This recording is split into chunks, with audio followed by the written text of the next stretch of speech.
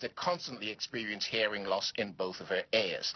By the time Sophie was a teenager, she'd had hearing aids fitted in an attempt to solve the problem, all to no avail. Sophie pushed for a referral to a specialist and was seen by the ear, nose and throat surgeon, Mr. Kevin Green, at Manchester Royal.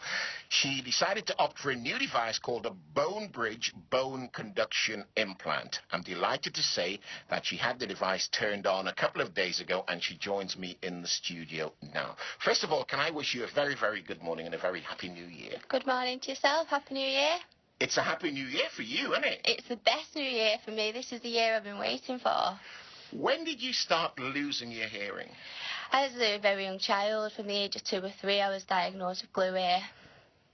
And what could you hear? How did you know? Basically, it was obviously my mother who realised, and it was actually my teachers at school, because I was always had to be put at the front of the classroom. They started realising that I weren't picking things up and so on in school, so they let my parents know after my mum had already realised herself, so I got referred to the hospital. I had my first set of grommets then, but I also had my adenoids and tonsils removed. Sorry, I couldn't remember the word then. And it's just been operation after operation every year since then. And you had a problem with the in-ear type hearing aids, didn't you? I did, yeah. Anything inside of my ear, so that's grommets, T-tubes or hearing aids, they all cause constant infections.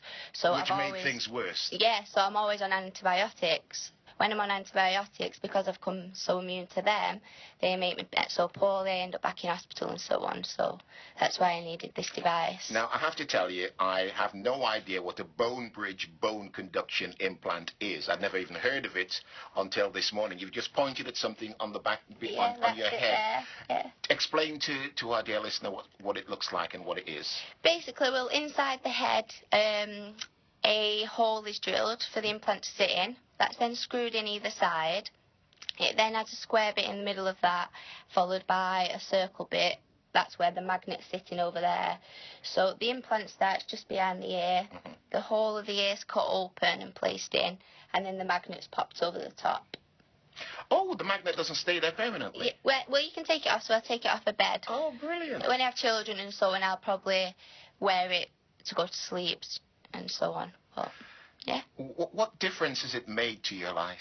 Oh, major difference. I can start looking forward to my career now. I'm really looking forward to doing sign language and giving all the help back and just planning my life, because I've lost jobs through it, and I've just struggled so much, especially over the last 5-6 years.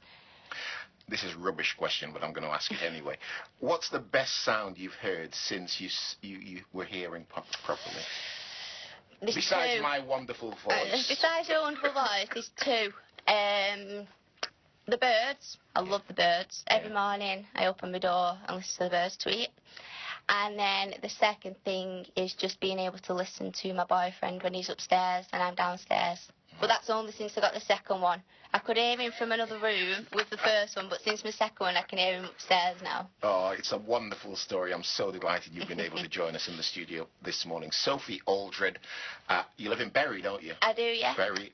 Thank you for coming in to speak to us, and I wish you all the very best, and I hope it continues to Thank you get very better much. for you. Thanks very much indeed. Time exactly 7:30.